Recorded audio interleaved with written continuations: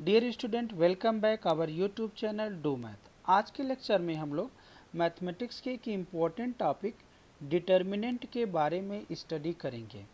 If m is the set of square matrices and k is the set of numbers and this set of number is set of real number or complex number and f is a function from m to k is defined by this। मतलब f एक ऐसा function है जो square matrix को एक किसी real number और complex number पर मैप करता है। Then the image of this function मतलब f of a is called the determinant of the square matrix.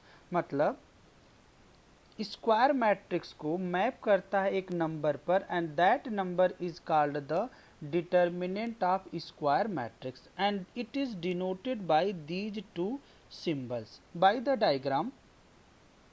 if m is the set of square matrices, इसका मतलब एक हमने एग्जाम्पल लिया, this is the set of square matrix. मतलब first one is the set of is a matrix of order 1 cross 1 and this is the matrix of order 2 cross 2 and this is the matrix of order 3 cross 3। तो एक ऐसा function होगा f जो set of square matrix को map करेगा set of real number और complex number and set of square matrix का जो इमेज होगा इसे को बोला जाएगा this is called the determinant of the square matrix and determinant of square matrix is denoted by these symbol. Now second one is the this is the square matrix of order 2 और इसका determinant जो denote होगा by this symbol denote होगा। And third one this is the matrix of order third और इस matrix का जो determinant होगा ये इससे डिनोट होगा इस सिंबल से।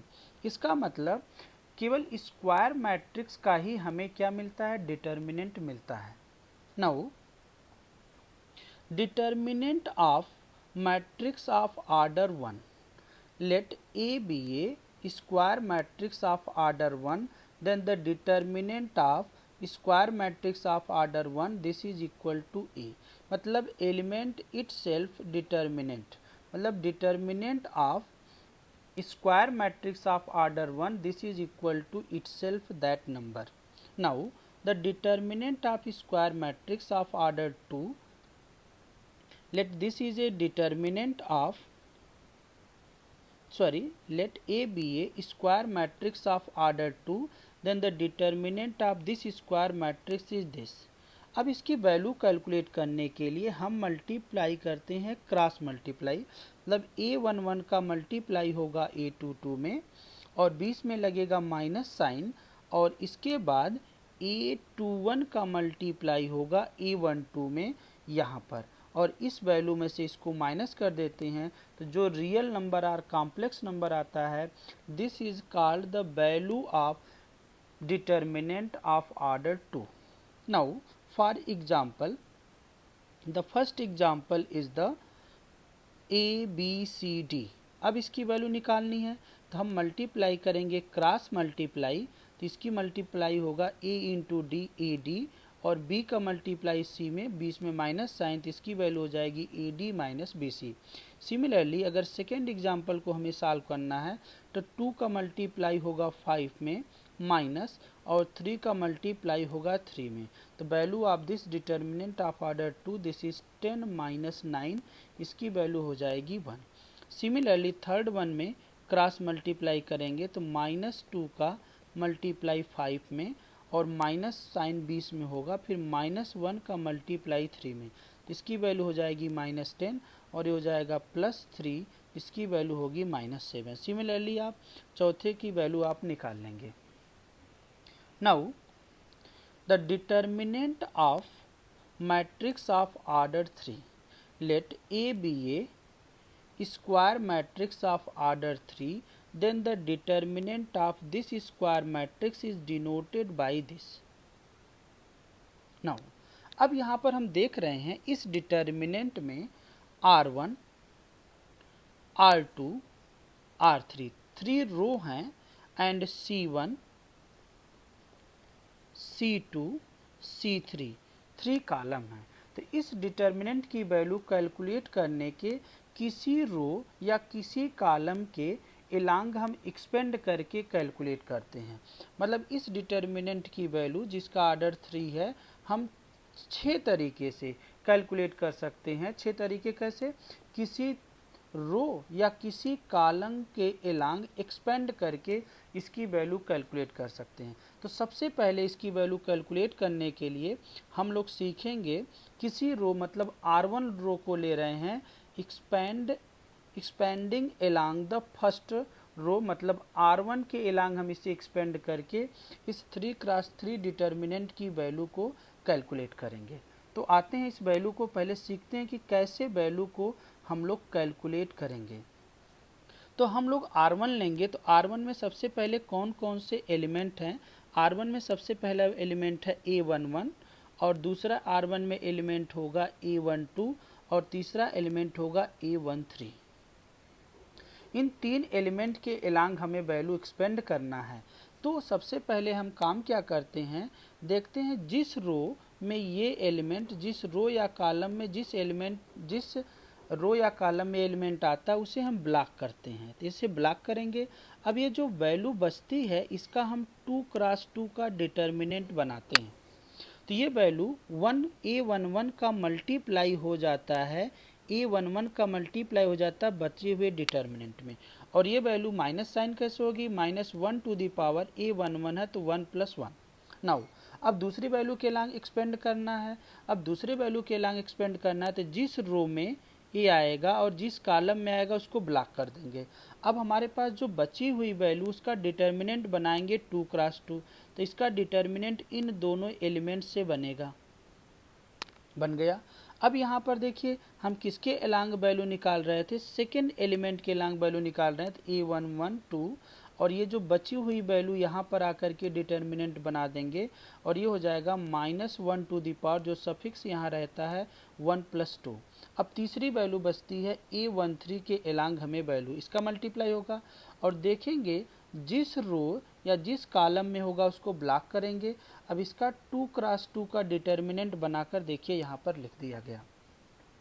अब इस A13 का मल्टीप्लाई इस डिटर्मिनेंट में हो जाएगा 2x2 में, और यहाँ पर जो माइनस साइन होगा -1 टू द पावर, यहाँ सफिक्स में है 1 + 3, तो 1 + 3 हो जाएगा। अब 2x2 की वैल्यू को क्रॉस मल्टीप्लाई करके सॉल्व कर देंगे तो जो वैल्यू आएगी वही वैल्यू होगी 3x3 के डिटर्मिनेंट की वैल्यू होगी। इसे आप दूसरे तरीके से प्लस माइनस साइन याद कर सकते हैं। पहली वैल्यू होती है प्लस, दूसरी वैल्यू होगी माइनस, फिर होगी प्लस, फिर माइनस, फिर प्लस, फिर minus, plus minus, plus minus, ऐसे चलता जाएगा। तब इस माइनस साइन की जो वैल्यू इन्हें आप देखने की ज़रूरत नहीं रहेगी, केवल आपको डिटर्मिनेंट बनाना रहेगा। एक वैल्यू प्लस, दूसरी माइनस, फिर प्लस, फिर माइनस, ऐसे देख सकते हैं। तो अभी हम लोगों ने सबसे पहले सीखा expanding along the first row. अब हम चाहते हैं दूसरे तरीके से इस वैल्यू को निकालना सीखते हैं। इसे एक्सपेंड करते हैं along the first column, that is C1। इस बार अगर सपोज करते हैं हम R1 के एलांग एक्सपेंड करके वैल्यू नहीं कैलकुलेट करना चाहते हैं, तो हम C1 के एलांग वैल्यू एक्सपेंड करके वैल्यू कैलकुलेट करेंगे डिटर्मिनेंट की। तो C1 में देखते हैं कौन कौन से एलिमेंट आएंगे। A11 आएगा, और दूसरा एलिमेंट आता है A22, तीसरा एलिमेंट आएगा A31। हम अलग अलग डायग्राम इस वजह से ले रहे हैं कि डिटर्मिनेंट बनाने में आपको आसानी हो 2x2 का। अब हमें ये देखना है जिस रो या कॉलम में आएगा उसको आपको ब्लॉक कर देना है। तो ब्लॉक कर दिए। अब ये जो बचता है इसी का 2x2 का देखिए डिटर्मिनेंट बना, और जिस वैल्यू का निकाल रहे हैं उसमें इसमें मल्टीप्लाई कर दीजिए। ये हो गया। पहली वैल्यू प्लस रहेगी, दूसरी माइनस, फिर प्लस। तो आप ऐसे प्लस माइनस देख सकते हैं, तो ये वाले टर्म को देखने की ज़्यादा ज़रूरत नहीं है। अब दूसरी वैल्यू अगर हमें कैलकुलेट करना है तो जिस रो में पड़ेगा उसे और जिस कॉलम में उसे ब्लॉक कर देंगे। अब देखिए जो बचा हुआ वैल्यू है इन दोनों से यहाँ पर डिटर्मिनेंट 2x2 का बन गया, और A21 का इसमें हो जाएगा मल्टीप्लाई, ये बन गया। ए वैल्यू निगेटिव होगी। तीसरी वैल्यू अगर हमें निकालनी है, तीसरी वैल्यू निकालने के लिए जिस रो में जिस कॉलम होगा इसको ब्लॉक कर दीजिए, और A13 का मल्टीप्लाई करिए इस बचे हुए डिटर्मिनेंट में, और मल्टीप्लाई करके इसको सॉल्व कर दीजिए। तो आपको 3x3 डिटर्मिनेंट की वैल्यू मिल जाएगी। तो डिटर्मिनेंट की 3x3 डिटर्मिनेंट की वैल्यू हम लोगों ने दो तरीके से निकालना सीखा। इसी प्रकार से आप जो बचे हुए चार और हैं R2, R3, C2, C3 आप वैसे भी कैलकुलेट कर सकते हैं, ऐसे ही एक्सपेंड करके। अब हम इसे एक एग्जाम्पल के माध्यम से समझते हैं कैसे वैल्यू को सॉल्व करके हम लोग निकालेंगे। तो अगर हम कहा जा रहा है इवालुएट फॉलोइंग डिटर्मिनेंट, यहाँ पर दिया गया है पहला डिटर्मिनेंट हमारे पास है 3x3 का। 3x3 का डिटर्मिनेंट है तो हम किसी रो या किसी कॉलम के एलांग एक्सपेंड करके निकाल सकते हैं। तो हम लोग उस रो या उस कॉलम को सेलेक्ट करते हैं जिसमें नंबर ऑफ जीरो ज़्यादा हों, जिससे हमें वैल्यू कैलकुलेशन कम करना पड़े। तो हम लोग यहाँ देख रहे हैं R2 में एक वैल्यू जीरो है, तो R2 के एलांग हम क्या करेंगे, इसे एक्सपेंड करेंगे जिसमें जीरो का मल्टीप्लाई होगा तो लास्ट टर्म जीरो हो जाएगा, जिससे हमें कैलकुलेशन कम करना पड़ेगा। तो सबसे पहले हम लोग R2 के एलांग एक्सपेंड करेंगे, तो सबसे पहले वैल्यू लेंगे 2। देखिए पहली वैल्यू प्लस है तो ये हो जाएगी माइनस, पहली वैल्यू माइनस हो जाएगी। 2 का मल्टीप्लाई किस डिटर्मिनेंट में होगा, तो जिस रो में पड़ेगा उसे ब्लॉक कर देंगे, ये हो जाएगा देखिए 2 यहाँ पर, और ये बनेगा 4 माइनस 1, 4 माइनस 1 1 8, 1 8 डिटर्मिनेंट बन गया। अब दूसरी वैल्यू हमें लेनी है 5, तो दूसरी वैल्यू 5 लेनी है, ये है 4 3 4 माइनस 1 2 5 0 6 1 8। यहाँ पर अगर हमें 5 वैल्यू के एलांग एक्सपेंड करना है तो इस रो इस कॉलम को ब्लॉक करेंगे। देखिए 5 का मल्टीप्लाई होगा 3 माइनस 1 6 8, इनका डिटर्मिनेंट बना 3 माइनस 1 6 8। अब इसमें मल्टीप्लाई करके बन जाएगा, ये देखिए निगेटिव वैल्यू आएगी, निगेटिव के बाद दूसरी वैल्यू देखिए 2 प्लस 2, ये वैल्यू पॉजिटिव होगी, फिर तीसरी वैल्यू निगेटिव। लेकिन निगेटिव वैल्यू हमें देखिए इस बार हमें जीरो के एलांग एक्सपेंड करना है, तो जब जीरो के एलांग एक्सपेंड करना होगा इस रो इस कॉलम को ब्लॉक करेंगे तो हमारे पास बचेगा 3 4 6 1, तो 3 4 6 1। लेकिन जब जीरो का मल्टीप्लाई होगा तो ये वैल्यू मिल जाएगी जीरो। तो इन दोनों को बस हमें केवल सॉल्व करना है, तो इसकी वैल्यू हो जाएगी, देखिए यहाँ पर हमारे पास है माइनस 2 का मल्टीप्लाई होगा 4 इंटू 8, तो 4 इंटू 8 दिस इज हो जाएगा 32, और ये देखिए माइनस माइनस हो जाएगा प्लस। अब यहाँ पर हमें मिलेगा this is plus 5 in bracket 6 का 8 का मल्टीप्लाई 3, तो हो जाएगा 24, और माइनस माइनस प्लस 6, तो यहाँ पर हमें वैल्यू मिल जाएगी माइनस 2 इंटू 33 प्लस ये हो जाएगा 5 इंटू 30। तो जब हम मल्टीप्लाई करेंगे तो माइनस 66 प्लस ये हो जाएगा 150। तो आप इसको जब सॉल्व करेंगे तो हो जाएगा 4 और यहाँ पर हो जाएगा 8, तो इसकी वैल्यू आ जाएगी 86 की। तो सिमिलरली आप इसके एलांग R1 के एलांग सेकेंड प्रॉब्लम में एक्सपेंड करके इसकी वैल्यू आप क्या करेंगे, कैलकुलेट कर लेंगे। नेक्स्ट एग्जांपल को, नाउ प्रॉपर्टीज ऑफ डिटर्मिनेंट। अब कुछ प्रॉपर्टीज हैं जो डिटर्मिनेंट में हम अप्लाई करेंगे तो जिससे प्रॉब्लम बहुत आसानी से सॉल्व हो जाते हैं डिटर्मिनेंट के। तो कुछ 5 या 6 प्रॉपर्टी जिन्हें हमें समझना है और अप्लाई करना सीखना है। तो सबसे पहली प्रॉपर्टी क्या कहती है डिटर्मिनेंट की, सबसे पहले प्रॉपर्टी कहती है if rows and columns of a determinant are interchanged then the value of determinant remains unchanged. मतलब अगर किसी डिटर्मिनेंट के रो और कॉलम को इंटरचेंज कर दें तो डिटर्मिनेंट की वैल्यू पर कोई भी फर्क नहीं पड़ेगा। फॉर एग्जांपल हम यहाँ पर देख रहे हैं ये हमारा रो है R1, ये है रो R2, ये रो है R3, ये R1 R2 R3। अगर हम इस रो को कॉलम में चेंज कर दें, देखिए ये रो R1 है, दूसरे में कॉलम में चेंज हुआ, दूसरा रो भी कॉलम C2 में चेंज हुआ, तीसरा रो भी कॉलम C3 में चेंज हुआ। मतलब रो को अगर हम इंटरचेंज कर दें, इन साइन को देखते हैं इससे RI चेंज इनटू CI, ये है सिंबल फॉर्म में। अगर किसी डिटर्मिनेंट को रो को चेंज कर दें कॉलम में या कॉलम को चेंज कर दें रो में, तो जो वैल्यू डिटर्मिनेंट की होती है वे इंटरचेंज होती, मतलब दोनों की वैल्यू सेम होगी। ये पहली प्रॉपर्टी है जो हमें याद रखना है। इसकी सेकंड प्रॉपर्टी देखिए क्या कहती है। सेकंड प्रॉपर्टी ये कह रही है कि इफ एनी टू रो, अब सभी रो सभी कॉलम की बात नहीं हो रही है, किन्हीं दो रो या किन्हीं दो कॉलम को matrix sorry if any two row or columns of a determinant are interchange, मतलब डिटर्मिनेंट के किन्हीं दो रो या किन्हीं दो कॉलम को इंटरचेंज करेंगे तो then the value of such determinant becomes negative of itself, तो वो डिटर्मिनेंट की वैल्यू होगी वो निगेटिव हो जाएगी अपनी पुरानी वैल्यू के। तो यहाँ पर देखिए, यहाँ पर अगर हमारे पास ये है R1, ये है R2 रो, इनको अगर हम इंटरचेंज कर दे, मतलब R1 के प्लेस पर R2 और R2 के प्लेस पर R1, तो ये जो वैल्यू ऑफ डिटर्मिनेंट थी ये अपने वैल्यू के क्या हो जाएगी, निगेटिव टाइम्स हो जाती है। तो इंटरचेंज करके देखा गया, देखिए ये R1 है, R1 कहाँ पहुँच गया R2 पर, और ये देखिए R2 है, R2 कहाँ पहुँच गया R1 के प्लेस पर, ये R2 हो गया, ये R1, मतलब R1 R2 की पोजीशन यहाँ पर इंटरचेंज हो गई। तो जो वैल्यू ऑफ डिटर्मिनेंट ये कितना हो जाएगा, निगेटिव टाइम्स ऑफ इटसेल्फ, मतलब जो पुरानी वैल्यू होगी, अगर इसकी वैल्यू +3 है तो अगर इनकी वैल्यू इंटरचेंज कर देंगे तो इनकी वैल्यू हो जाएगी -3। ये दूसरी प्रॉपर्टी जिसे आपको समझना है। नाउ थर्ड प्रॉपर्टी क्या कही जा रही, if all elements of any two row or columns of determinant are identical or same then the value of such determinant becomes to 0, मतलब किसी डिटर्मिनेंट के दो रो या दो कॉलम की आइडेंटिकल हो जाए या सेम हो जाए।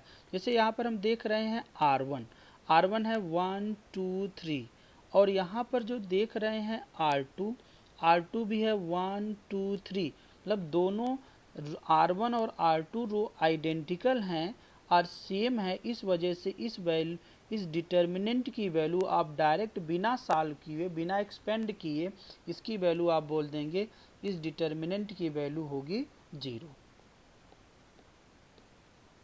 This is the third property. Now fourth property क्या कहती है डिटर्मिनेंट की, फोर्थ प्रॉपर्टी कहती है कि एवरी एलिमेंट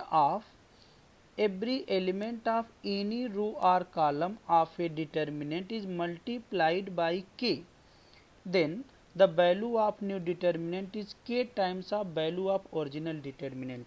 यहाँ पर हम देख रहे हैं इस R1 में, इस डिटर्मिनेंट के R1 रो में हर एक एलिमेंट k से मल्टीप्लाई है, तो हर एक एलिमेंट k से मल्टीप्लाई है तो k टाइम्स इसका मतलब k बाहर निकल जाएगा, इसकी वैल्यू हो जाएगी a11 a12 a13, तो डिटर्मिनेंट k टाइम्स मल्टीप्लाई हो जाता है।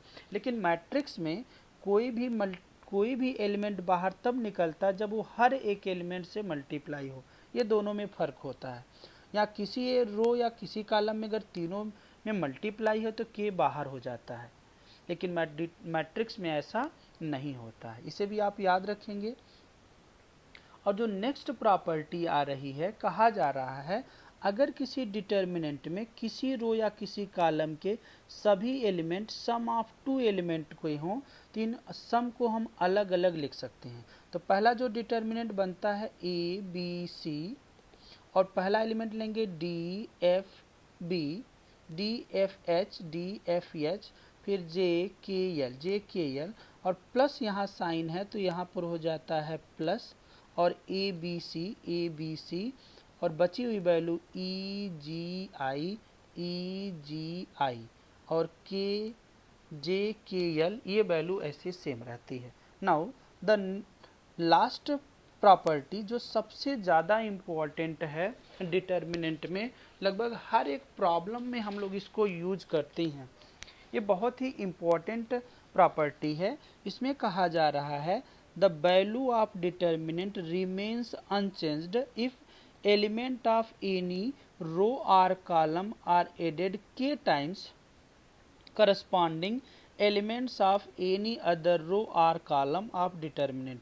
इसका मतलब है किसी डिटर्मिनेंट के किसी रो को अगर हम रिप्लेस करें, इंटरचेंज कर दें आर आई प्लस के आर जे, मतलब रो को के से मल्टीप्लाई करके और प्लस करके अगर इंटरचेंज कर दें तो इनकी डिटर्मिनेंट पर कोई भी फर्क, डिटर्मिनेंट की वैल्यू पर कोई भी फर्क नहीं पड़ता। जैसे फॉर एग्जांपल से इसे समझते हैं, ये हमारा R1 रो है, ये हमारा R2 रो है, ये हमारा R3 रो है। अब हम R3 रो को चेंज करना चाहते हैं, तो R3 रो को चेंज करना चाहते हैं, R3 रो के प्लेस पर R3 तो पहले होगा प्लस किसी नंबर से मल्टीप्लाई करके R2 को सेलेक्ट करें या R1 को। ध्यान देने बात है, अगर रो ऑपरेशन अप्लाई करें तो रो को ही लेंगे, कॉलम ऑपरेशन अप्लाई करें तो कॉलम को ही लेंगे। तो यहाँ पर R3 को चेंज करना है, तो R3 में हम के मल्टीप्लाई करके R1 को प्लस कर दें तो इसकी वैल्यू में कोई भी फर्क नहीं होता। देखिए ये R3 है, तो R3 के प्लेस पर हम लोगों ने R1 में के का मल्टीप्लाई कर दिया, तो ये हो जाएगा के ए के बी के सी, और इस R3 में प्लस कर दें तो ये हो जाएगा G प्लस के ए, जी प्लस के ए। दूसरी वैल्यू होगी H प्लस के बी, एच प्लस के बी। तीसरी वैल्यू है I प्लस के सी, तो हो जाएगा I प्लस के सी। तो अगर ये ऑपरेशन अप्लाई करते हैं तो जो डिटर्मिनेंट की वैल्यू में कोई भी फर्क नहीं पड़ता है। कुछ ऐसे प्रॉब्लम को डिस्कस करेंगे जिसमें डिटर्मिनेंट की वैल्यू 0 हो, और ये बहुत कंपटीशन के पॉइंट ऑफ व्यू से बहुत इंपॉर्टेंट है। लगभग हर एक कंपटीशन में यहाँ से एक दो प्रॉब्लम्स आती, बस आपको इस प्रॉब्लम को बार बार देखना है और ध्यान देना है कि किस डिटर्मिनेंट की वैल्यू 0 होगी। यहाँ पर हम लोग देख रहे हैं सबसे जो पहली प्रॉब्लम है, sine alpha sine beta sine gamma cos alpha cos beta cos gamma sine alpha plus delta sine beta plus delta sine gamma plus delta, इसकी वैल्यू 0 होती है। इसकी वैल्यू 0 कैसे होगी, आप साइन ए प्लस बी का formula यहाँ पर अप्लाई करेंगे और इनको अलग अलग करके सॉल्व करेंगे, देखेंगे दो रो आइडेंटिकल रहेंगे, इस वजह से इसकी वैल्यू 0 हो जाएगी। सिमिलरली आप इस दूसरे रिजल्ट को भी ध्यान से देखेंगे, इस टाइप के प्रॉब्लम्स अगर कंपटीशन में आते हैं तो इसकी वैल्यू हो जाती है equal to 0। Now next problem जो 0 पर बेस्ड प्रॉब्लम, यहाँ पर दो प्रॉब्लम्स हैं। यहाँ पर भी ये बहुत ही सिंपल सी प्रॉब्लम है जिसमें 0 प्रूव करना है। यहाँ पर a है, b है, c, यहाँ पर a plus 2x, b plus 2y, c plus 2z। अगर हम यहाँ पर ऑपरेशन यूज कर दें, 0 प्रूव करना बहुत आसान, इन प्लेस ऑफ r1 प्लस अगर हम यहाँ पे 2 का मल्टीप्लाई कर दें 2r3, तो ये बन जाएगा a प्लस 2x, तो r1 r प्लस करेंगे हो जाएगा b प्लस 2y, ये हो जाएगा c प्लस 2z। तो हम देखेंगे R1 के और R2 दोनों आइडेंटिकल हो जाएंगे, इस वजह से इसकी वैल्यू 0 हो जाएगी। ये भी अभी आपको ध्यान रखना है। तीसरी वैल्यू देखिए x plus y, y plus z, z plus x, यहाँ पर जेड एक्स वाई। अगर हम R1 के प्लेस पर अगर कर दें R1 प्लस R2, तो ये वैल्यू हो जाएगी x plus y plus z, उसे कॉमन कर देंगे तो यहाँ पर 1 1 1 मिल जाएगा और दो रो फिर आइडेंटिकल हो जाएंगे, फिर इसकी डिटर्मिनेंट की वैल्यू भी 0 हो जाएगी। नाउ नेक्स्ट प्रॉब्लम जो इस पर बेस्ड 0 पर प्रॉब्लम बेस्ड हैं, यहाँ पर ये प्रॉब्लम अभी अभी हम लोगों ने इसको सॉल्व किया था, प्लस करेंगे तो इसकी वैल्यू भी 0 आती है। सिमिलरली इस डिटर्मिनेंट की वैल्यू भी अगर आती है किसी कंपटीशन में, इसकी वैल्यू भी 0 आएगी, आप ध्यान से इसे देखेंगे। और इस टाइप की प्रॉब्लम अभी अभी हम लोगों ने सॉल्व किया था, एग्जाम्पल में देखे थे। इस टाइप की प्रॉब्लम फैक्टराइजेशन करके 65, 75, 86 का दो रो आइडेंटिकल मिलेंगे, तो इस वजह से इसकी वैल्यू भी हो जाएगी 0। सिमिलरली आप इस लास्ट प्रॉब्लम को देखेंगे तो इसकी वैल्यू भी आपको आती है 0। सिमिलरली और सबसे इम्पॉर्टेंट प्रॉब्लम यहाँ पर ये है कि इसकी वैल्यू हर एक कंपटीशन में, इसकी वैल्यू क्वेश्चन में पूछा गया है कि इसकी वैल्यू क्या आती है। यहाँ पे कहा जा रहा है if omega is a complex cube root of unity, तो omega is a complex cube root of unity, एक हम लोग चैप्टर पढ़ेंगे कॉम्प्लेक्स नंबर, उसमें इसके बारे में डिटेल स्टडी करेंगे। अभी आप इस पर बेस्ड दो प्रॉब्लम याद रखेंगे, omega cube is equal to 1, दो रिजल्ट याद रखेंगे। दूसरा होता है omega square plus omega plus 1 equal to 0। अगर हम यहाँ पर देख रहे हैं 1 omega omega square, omega omega square 1, omega square 1 omega, अगर हम अप्लाई कर दें in place of R1 plus R2 plus R3, तो ये जो डिटर्मिनेंट है ये बन जाएगा 1 प्लस ओमेगा स्क्वायर, और फिर दूसरा भी हो जाएगा 1 plus omega square, 1 plus omega square. अगर हम डिटर्मिनेंट R1 में ये यूज करते हैं, इसके यहाँ पर omega square 1, omega square 1 and omega, और इसकी वैल्यू 0, इसकी वैल्यू 0, इसकी वैल्यू 0। अगर किसी भी डिटर्मिनेंट में किसी रो के सारे एंट्री अगर 0 हो जाती है तो उस डिटर्मिनेंट की वैल्यू 0 होती है। तो इस रिजल्ट को आप ध्यान से याद रखेंगे। कभी भी कंपटीशन में या कहीं पे प्रॉब्लम आती है तो इस डिटर्मिनेंट की वैल्यू ऑलवेज होती है 0। ये हर एक कंपटीशन में प्रॉब्लम पूछी गई है। अब तक हम लोगों ने ऐसी प्रॉब्लम को डिस्कस किया जिसके डिटर्मिनेंट की वैल्यू 0। अब हम कुछ ऐसे डिटर्मिनेंट की वैल्यू को डिस्कस करेंगे जिसकी वैल्यू 0 नहीं है, जिसमें से सबसे पहली प्रॉब्लम है। इस प्रॉब्लम को आप ध्यान से देखेंगे क्योंकि बहुत से कंपटीशन में प्रॉब्लम पूछी गई है, जहाँ पर पहला रो है 1 1 1 ABC CA AB, और यहाँ पर हो जाता है 1 1 1 ABC, और यहाँ हो जाए A square B square C square. तो इसकी वैल्यू होती है in bracket A minus B into B minus C into C minus A. इसे आप याद रखेंगे इस रिजल्ट को। अब इस रिजल्ट को दूसरे तरीके से कैसे पूछा जा सकता है, रो एंड कॉलम को इंटरचेंज कर देते हैं। यहाँ पे कहते हैं 1 1 1 और A B C और A square B square C square, तो इसकी वैल्यू भी सेम हो जाती है क्योंकि यहाँ पर रो एंड कॉलम को आपस में इंटरचेंज करने से वैल्यू पर कोई भी फर्क नहीं पड़ता। दूसरे तरीके से इसकी वैल्यू जो पूछी जाती है, इसकी वैल्यू पूछी कभी ये जाती है कि दो रो को इंटरचेंज कर देते हैं, दो कॉलम या रो को। जब कॉलम या रो को इंटरचेंज करेंगे तो जैसे मान लीजिए 1 1 1 है, यहाँ पर BC CA AB, मतलब C2 C3 को पहले लिख दें, C2 को बाद में, ABC। तो यहाँ पर काम क्या किया गया, in place of C2 and C3 are interchange. तो इसकी जो वैल्यू हो जाती है माइनस टाइम। ये सेकेंड प्रॉपर्टी हम लोगों ने पढ़ा था कि अगर किसी डिटर्मिनेंट के किन्हीं दो रो या दो कॉलम को इंटरचेंज करते हैं तो डिटर्मिनेंट की वैल्यू माइनस टाइम हो जाती है अपने पहली वाली वैल्यू के। तो यहाँ पर आपको याद रखना होगा, इसकी वैल्यू यहाँ पर minus time A minus B minus C and C minus A होते हैं। अब हम लोग काम क्या करेंगे, इस डिटर्मिनेंट की वैल्यू को एक कैसे वैल्यू आती है उसे निकालना सीखेंगे। उसे निकालने के लिए हम लोग क्या करते हैं, सबसे पहले कुछ कॉन्सेप्ट हैं, उस कॉन्सेप्ट को ध्यान से हमें अप्लाई करना होगा। यहाँ पर देख रहे हैं 1 है और यहाँ पे भी 1 है, 1 है, 1 है। तो 1 1 अगर तीनों किसी रो किसी कॉलम में हो तो दो 1 को हम 0 बनाते हैं। तो दो 1 को 0 बनाना तो हम यहाँ 0 बनाएंगे और यहाँ 0 बनाएंगे। तो हम लोग अप्लाई करेंगे इन place of R2 minus R1 and in place of R3 minus R2, sorry R3 minus R1। तो R1 को हम लोग नहीं छुएंगे, R2 एंड R3 में चेंज करेंगे। तो इसकी वैल्यू जो डिटरमिनेंट बनेगी 1, R1 को नहीं छूना है, ये होगा 1ABC। और यहाँ पर दूसरी वैल्यू होगी, इसमें से माइनस करेंगे 0, ये हो जाएगा B माइनस A, और इसमें से इसको माइनस करेंगे तो यहाँ से C कॉमन हो जाएगा, तो ये भी हो जाएगा A माइनस B। अब आइए फिर R3 में से R1 को माइनस करना है, तो ये होगा 0, ये हो जाएगा C माइनस A, और ये वैल्यू माइनस करेंगे तो ये हो जाएगी, यहाँ से अगर हम B कॉमन ले लेंगे तो ये हो जाएगा A माइनस C। अब हमें ध्यान देने वाली बात है, इस R2 रो में से B माइनस A या A माइनस B कॉमन है, और यहाँ से हमारे पास कॉमन है C माइनस A। तो यहाँ से जब हम कॉमन ले लेते हैं तो इसकी वैल्यू देखिए, A माइनस B कॉमन ले लेते हैं यहाँ से, और यहाँ से 0 है। इस रो में से कॉमन ले लेते हैं C माइनस A, तो हमारे पास जो डिटर्मिनेंट बनेगा ये होगा 1ABC, और यहाँ बनेगा 0 0। यहाँ पर देखिए B माइनस A है तो A माइनस B कॉमन है तो -1, और यहाँ पर बचेगा C, यहाँ पे C माइनस A है तो यहाँ बचेगा 1, और यहाँ पर हम लोगों ने माइनस B बच जाएगा।